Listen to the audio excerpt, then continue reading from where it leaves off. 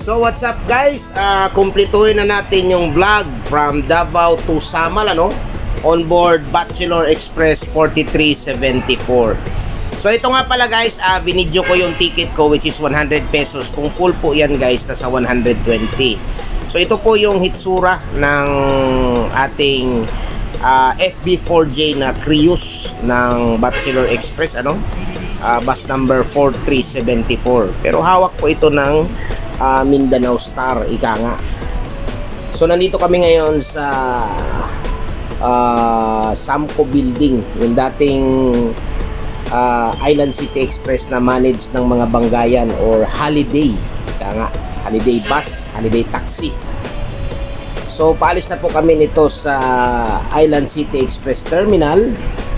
Nagtataka kayo guys, bakit hindi siya nasa Ecoland Terminal guys, kasi usually yung mga biyaheng Samal guys, lalo na nung wala pa yung bus, puro pump boat pa lang yung bumabiyahe guys. Santa Ana Wharf talaga ang sakayan ng mga pasahero going to Peña Plata, Kaputian, pati yung Talikod Island.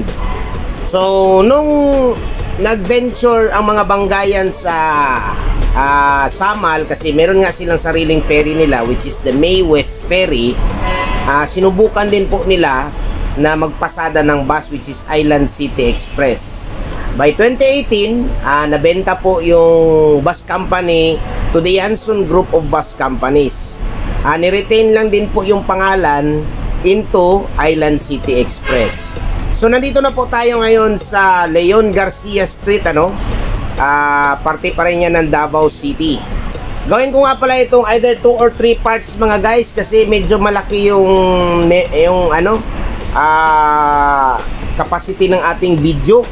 Malaki yung niya, gigabytes niya, para ma-download po natin sa cellphone. So ito naman po ang Agdao Flyover at saka Agdao Crossing. So malaking bagay po pala guys, kahit maliit lang yung flyover ng Agdao, malaking bagay siya dahil nagpabawas din siya kahit papano ng traffic. Pero ngayon marami na kasing sasakyan So ito na po tayo ngayon sa R. Castillo Street sa Agdao District sa Davao City. So shout out po sa ating mga followers dyan sa Agdao, pati yung mga dati kong mga katrabaho sa dating kumpanya na pinagsilbihan ko for almost 7 years mga guys. Hindi ko na lang po babanggitin kung ano po yun, pero sa mga nakakilala po sa akin, bukod sa kilala nyo ako, alam nyo kung saan ako nagtrabaho dati. So anyway, finast forward ko lang po ito guys, kasi nga yung speed limit kasi dito guys, dahil downtown Davao City po ito, nasa 30 kilometers per hour. So kung i-full video natin, nasa mga almost 30 minutes din yung yung pagbibideo ko. So sinadya ko ito guys, kahit man na marami sa mga followers natin taga Davao City, kasi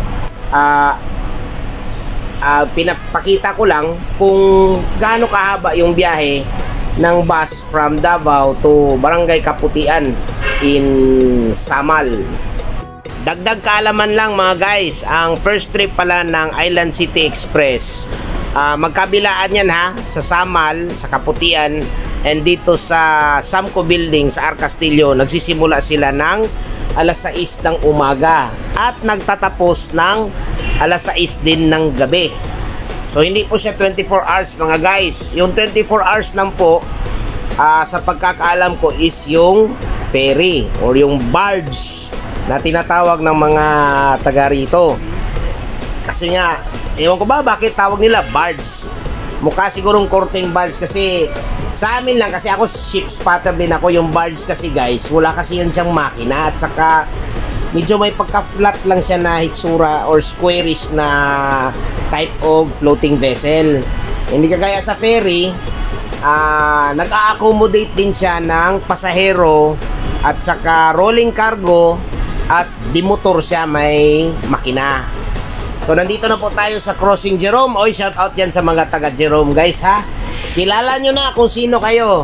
Hindi ko na kayo babanggitin. Namimiss ko yung mga former co-workers ko na majority taga dyan sa Jerome mga guys. So sa mga taga Davao, bear with me na lang po kasi pinapakita ko lang po talaga yung buong video ng aking pag-commute mula Davao City hanggang Samal Island. To give you an idea guys, ang Samal guys is dati 3 munisipyo yan.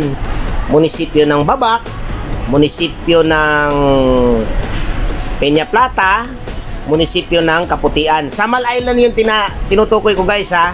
Hindi pa kasali yung Talikod. Hindi lang ako familiar kung dating munisipyo rin yung Talikod. Under siya ng Davao del Norte. If not mistaken, around 1998, yung 3 munisipyo na yan, nag-converge. Bale, nag-give up sila sa pagiging munisipyo nila, naging distrito na lang. Yung 3 binanggit ko na lugar. At pinangalanan siyang Island Garden City of Samal. So isang buong syudad na siya mga guys. At yung pinaka, let's say, sentro talaga ng Samal is ang Peña Plata. Hindi po yung Babac. Although yung Babac medyo masigla or bibo yung lugar kasi nga kaharap niya is Davao City or particularly sa Davao City. So nandito na po tayo ngayon sa may Insular Hotel and then sa may crossing papunta ng Novatierra Village.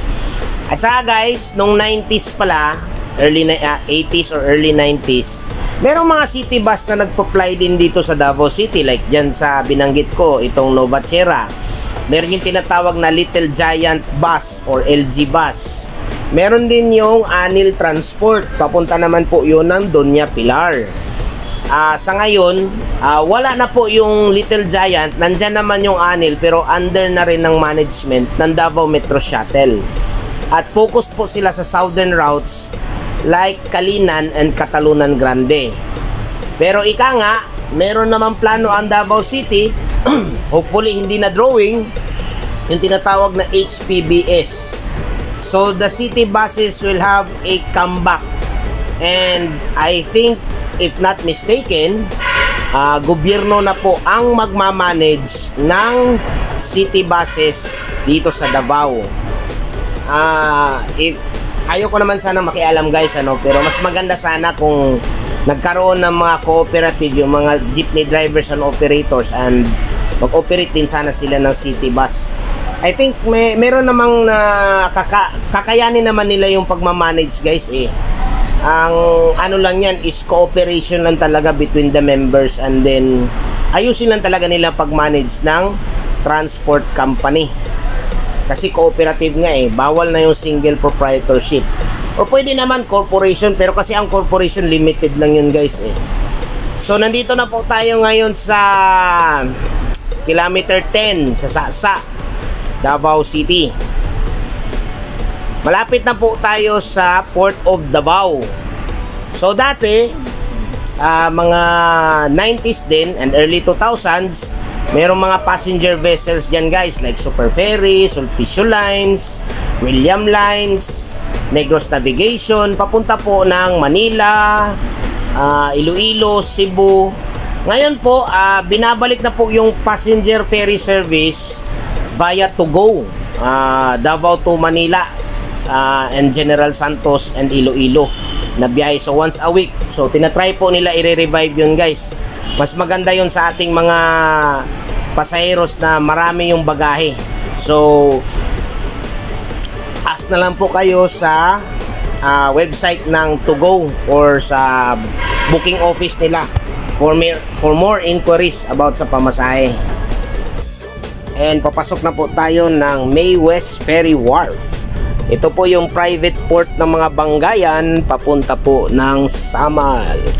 So sa weekends guys, itong pantalan na ito, nagmumukha siyang parang matnog dahil nga maraming sumasakay po ng mga suki natin, lalo na yung mga beachcombers, yung mga magbabakasyon papunta ng Samal So ito po yung hitsura ng vehicle entrance papunta ng Pantalan.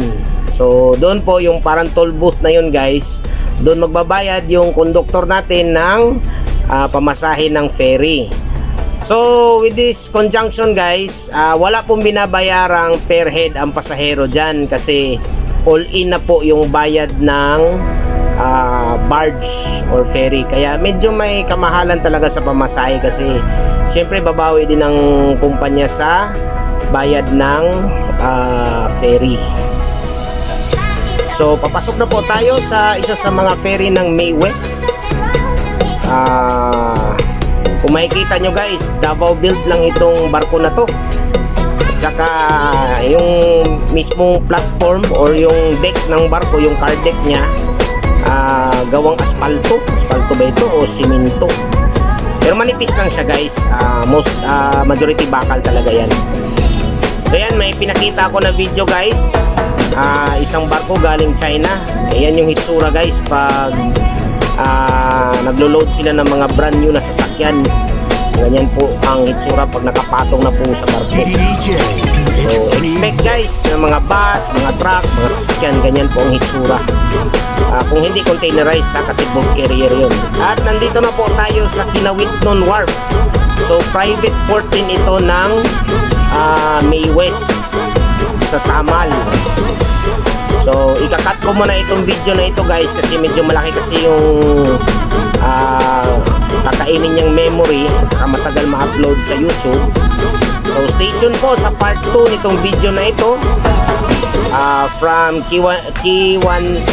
Kinawitnon Ferry Terminal going to Babak, I mean up to Kaputian nga pala sa Igacos.